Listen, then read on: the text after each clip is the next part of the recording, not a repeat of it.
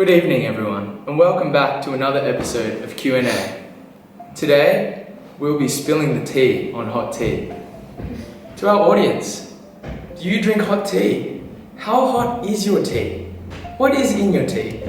And do you know the risks of esophageal cancer? We have Dr. Farhad Islami with us, a lead researcher who recently published a prospective study of tea drinking temperature and risk of esophageal squamous cell carcinoma. And we also have Nina Avramova from CNN, who reported on the research findings. And of course you, the audience. Let's start off with a question from the audience. I drink hot tea, and it's really quite concerning that I'm going to be developing esophageal cancer. The article says I have double the risk. That's ridiculous. Well, as a star reporter at CNN, I can guarantee you it is 100% accurate. I skimmed through the research literature and can confirm there are absolutely zero errors. So I thought I'd extract the most significant results and simplify it for your viewing pleasure. Actually, your simplifications were rather misleading and you compromised inclusions of important statistical data. It is clear your article title was based off my conclusions, which was the 90% increased risk in people who drink hot tea. However, you failed to mention this data only applied to a specific group within my project, which was only from individuals who consume tea over 65 degrees Celsius with a greater volume of 700 milliliters per day. I've picked only the most important data, so I don't see a problem. Missing the big picture of the results I have reported may lead to an inaccurate and unreliable conclusion.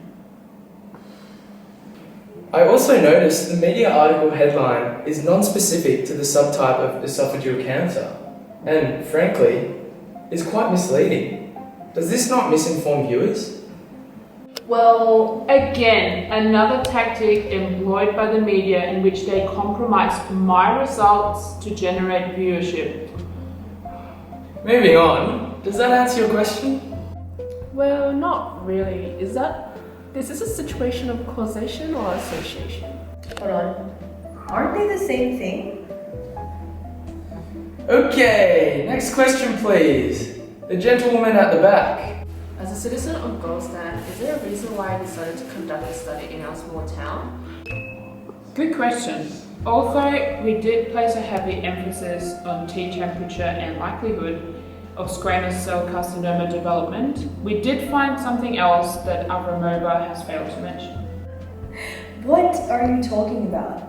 I seem to recall that I featured not one, but in fact 2 credible sources. Professor James Evans and Dr. Stephen Deutsch. They are both from well-renowned institutions, as well as being independent of the study, so I'm pretty sure they can provide objective support for the points that I was putting through. Your argument focused solely on the dangers of fluid temperature and neglected the fact that my research literature discussed the detection of high levels of PAH within Goldstan and its association with squamous cell carcinomas. And you failed to acknowledge our inability to incorporate participants' preference for stronger or lighter tea and its chemical composition. Which is why your media article, even with contributions from Professor Stephen Evans and Dr. James Deutsch, is one-sided. I'm just trying to feed my family. Yikes. Any other questions?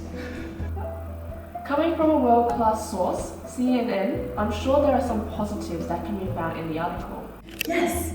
Actually, I was quite proud of myself for realizing that adenocarcinomas and squamous cell carcinomas are actually different subtypes of cancer.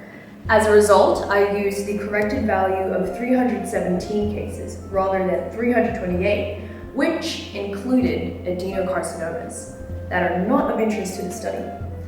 You all know that CNN has a wide leadership, and it is my duty to simplify complex scientific jargon so that the broader community can understand. Well, it's clear we have a conflict of interests. Islami, your primary aim was to inform the population of your discoveries. However, Nina's focus is on engaging readers for financial gain. I'm glad we were able to answer your questions, and I hope to see you on the next episode of Q&A, where we have special guest Darren, Where is Daz Saunders.